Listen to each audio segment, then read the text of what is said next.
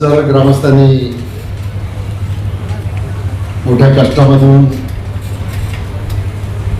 उभ्या केलेल्या या धर्मशाळा भक्तनिवास याच्या उद्घाटन समारंभाच्या निमित्तानं आज उपस्थित आपल्या महाराष्ट्राच्या उपमुख्यमंत्री राष्ट्रवादी काँग्रेसच्या राष्ट्रीय अध्यक्ष आदरणीय सुनेत्रा वहिनी अजितदादा पवार, हरिभक्तपरायण कान्होबा महाराज मोरे, त्याचबरोबर आमदार राजाभाऊ खरे, म्हाडाचे अध्यक्ष माननीय शिवाजीराव आढळराव पाटील, पंढरपूर नगरीच्या नगराध्यक्ष प्रणिताताई भालके, आमचे सहकारी कल्याणरावजी काळे, हरिभक्तपरायण शेवाळे महाराज, देवेंद्रभाई बाळासाहेब, हर्षल मोरे, मंचरच्या नगराध्यक्ष राजश्रीताई, उमेशजी पाटील,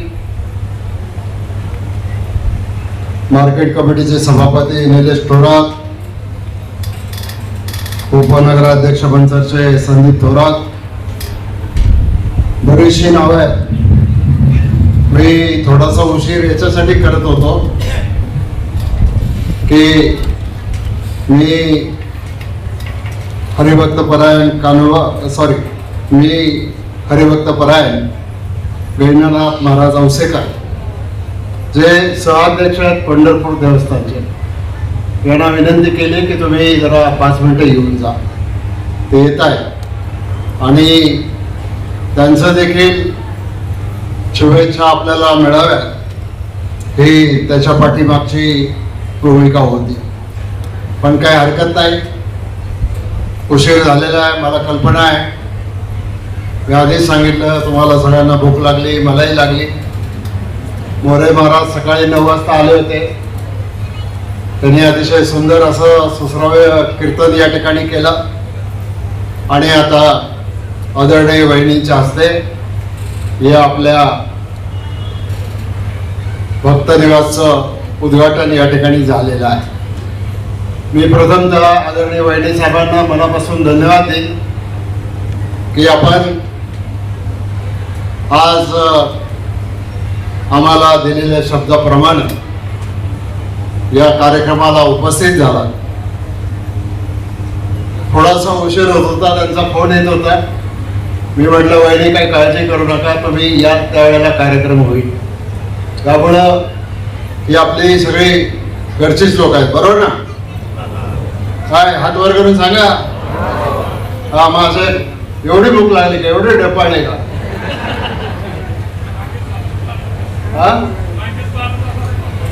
हा आम्ही रागेत चालत आलो असतो. पहिल्यांदा वहिनी उपमुख्यमंत्री झाल्यावर या ठिकाणी आज पंढरपूरला आल्या. वहिनींच्या आधी अजितदादांनी मंचरला, पंढरपूरला, आंबेगावला सतत येऊन आपल्याला मदत केलेली आहे, आपल्याला सहकार्य केलेले आहे, आपल्याला मार्गदर्शन केलेलं आहे. आणि म्हणून वहिनी आल्या.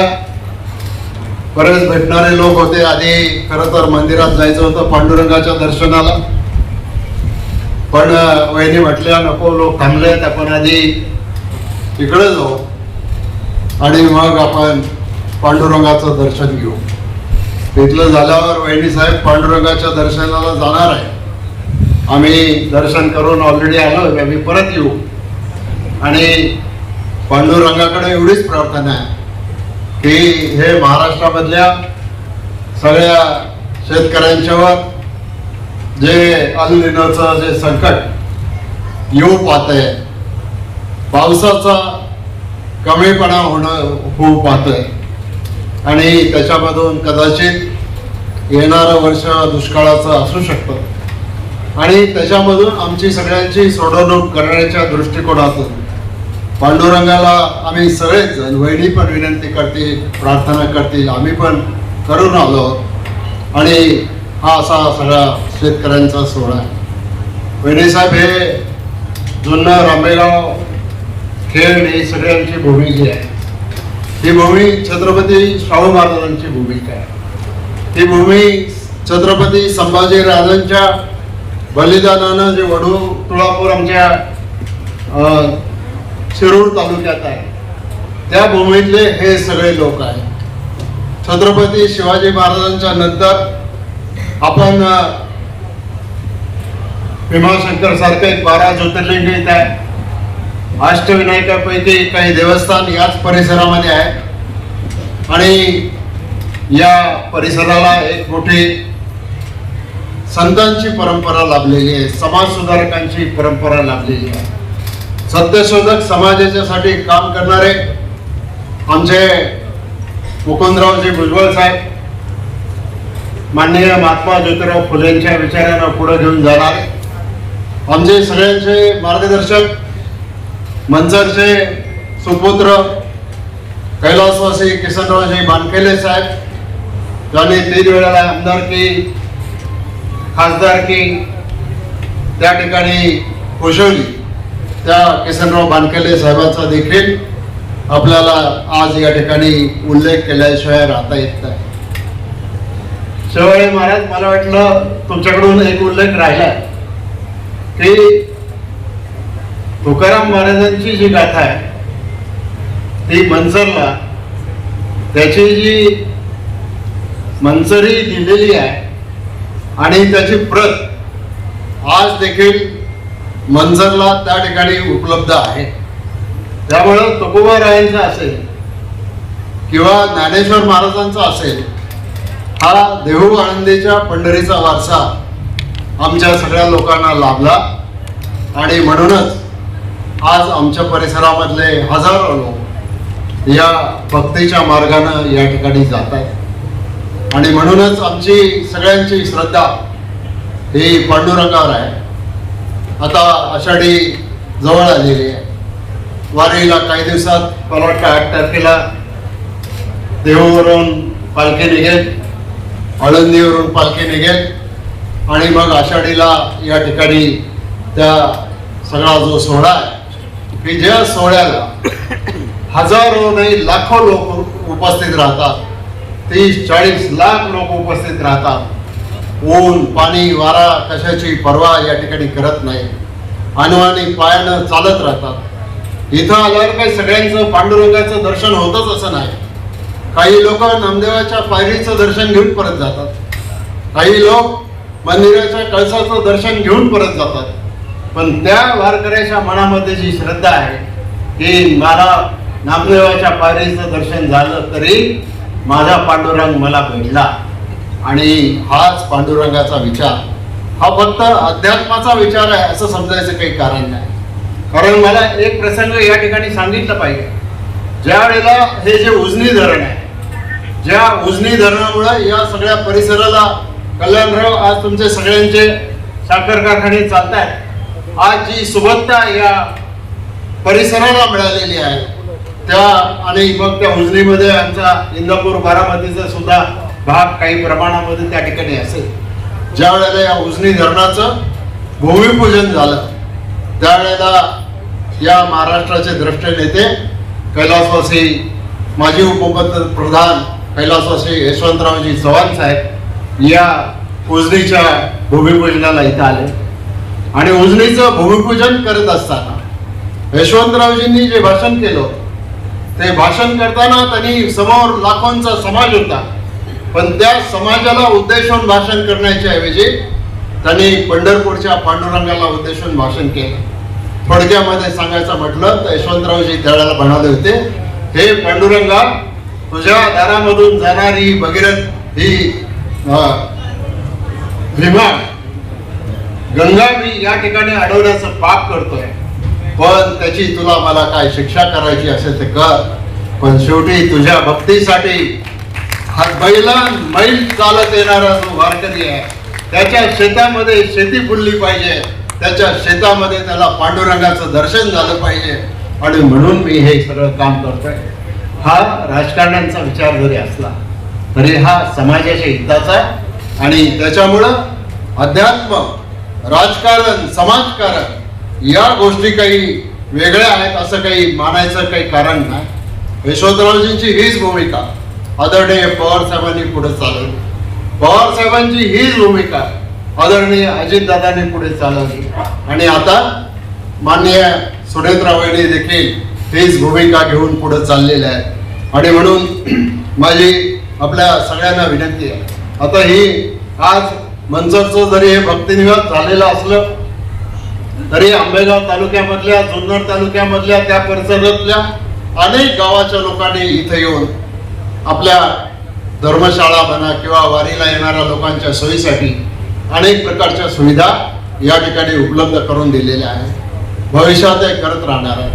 देवेंद्र शेठ असतील, हर्षलजी बोर्डे असतील, आणखी अनेक लोक, लहान मोठे, म्हणजे मोठ्यांचं नाव घेतलं पाहिजे, लहानांचं घेऊ नये म्हणून घेतलं नाही तरी चालेल असं चालत नाही. शेवटी थेंब थेंब करूनच रांजण त्या ठिकाणी भरत असतो, आणि त्या थेंबातून, तुमच्या घामातून, तुमच्या कष्टामधून जी आज या ठिकाणी ही चांगली इमारत उभी राहिलेली आहे, त्या इमारतीच्या या उद्घाटन समारंभाच्या निमित्तानं आज दुर्दैवानं अजितदादा आपल्यामध्ये नाही आहे. दादांनी नेमका हाच विचार केला, येईल त्याला मदत केली, येईल त्याला सहकार्य केलं, जे जे होईल ते करायचा प्रयत्न केला, गोरगरिबांचे अश्रू पुसण्याचं काम केलं.